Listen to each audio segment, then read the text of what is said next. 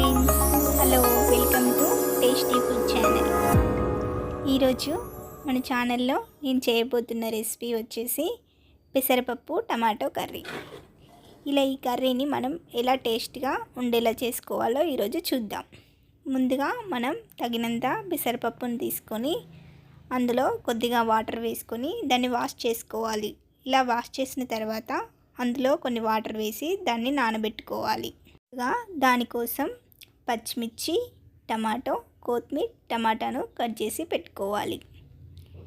ఇలా కట్ చేసి పెట్టుకున్న తర్వాత ఒక ప్యాన్లో మనం కొంచెం ఆయిల్ని యాడ్ చేసుకోవాలి.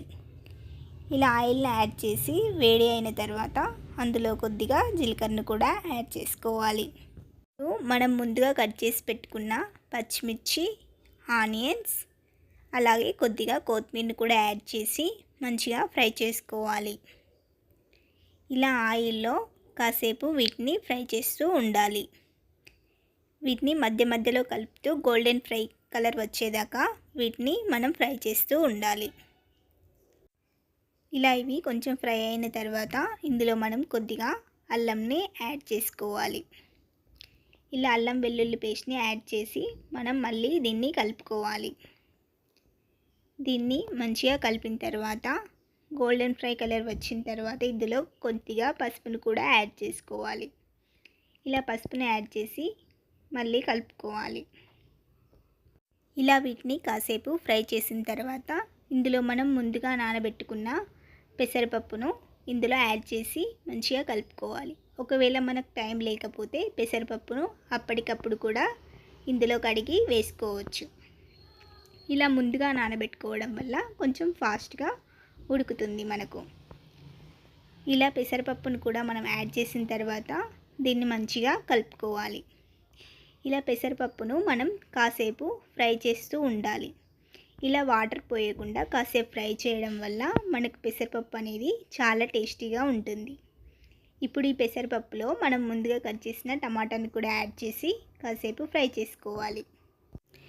ఇలా టమాటా వేసిన తర్వాత కూడా పెసరపప్పుతో పాటు టమాటాను కూడా కాసేపు ఫ్రై చేస్తూ ఉండాలి. ఇలా ఆయిల్లో ఒక 5 మినిట్స్ వరకు మనం పెసరపప్పు అండ్ టమాటాను కూడా ఫ్రై చేయడం వల్ల మనకు మంచి టేస్ట్ అనేది ఈ పెసరపప్పు టమాటో వల్ల వస్తుంది. ఇప్పుడు ఇందులో మనం కొద్దిగా ధనియాల పొడిని కూడా యాడ్ చేసుకొని మంచిగా కలుపుకోవాలి.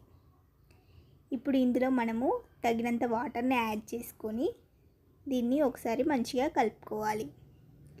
ఒకవేళ మీకు ఈ వాటర్తో ఉడకకపోతే పప్పు మళ్ళీ కొద్దిగా కూడా వాటర్ని యాడ్ చేసుకోవచ్చు.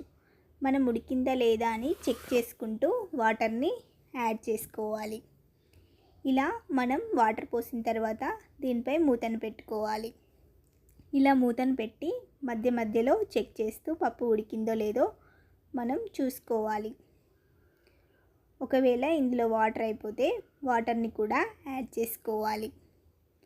ఇలా మూత తీసి మనం పప్పు ఉడికిందో లేదో చెక్ చేసుకోవాలి.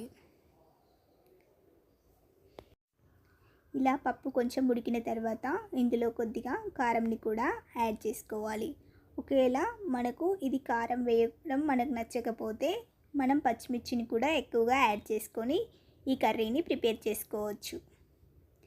మీకు నచ్చినట్లయితే కొద్దిగా కారంని కూడా యాడ్ చేసుకోండి. అలాగే ఇందులో కొద్దిగా ఉప్పును కూడా యాడ్ చేసుకోవాలి. ఇలా యాడ్ చేసిన తర్వాత దీన్ని మంచిగా కలుపుకోవాలి. దీన్ని కలిపిన తర్వాత కాసేపు దీనిపై మళ్ళా మూత పెట్టుకోవాలి. మూత పెట్టి కాసేపు అయిన తర్వాత మళ్ళీ పప్పు ఉడికిందో లేదో మనం చెక్ చేస్తూ ఉండాలి. మనకు పప్పు ఉడికిన తర్వాత ఇందులో కొద్దిగా మనం కొత్తిమీరని కూడా యాడ్ చేసుకోవాలి. ఇలా కొత్తిమీరని యాడ్ చేసుకొని పప్పును బాగా కలుపుకోవాలి. ఇలా పప్పు ఉడికిన తర్వాత మనం స్టవ్ ఆఫ్ చేసి పప్పును దించుకోవాలి. అంతే అండి, మనకు టేస్టీగా ఉండే పెసరపప్పు టమాటో కర్రీ అనేది రెడీ అయిపోతుంది. మీకు నచ్చినట్లయితే ఈ స్టైల్లో మీరు ఒకసారి ట్రై చేసి చూడండి. ఈ వీడియో కనుక మీకు నచ్చినట్లయితే లైక్ చేయండి, షేర్ చేయండి, సబ్స్క్రైబ్ చేయడం మర్చిపోకండి. Thanks for watching this video.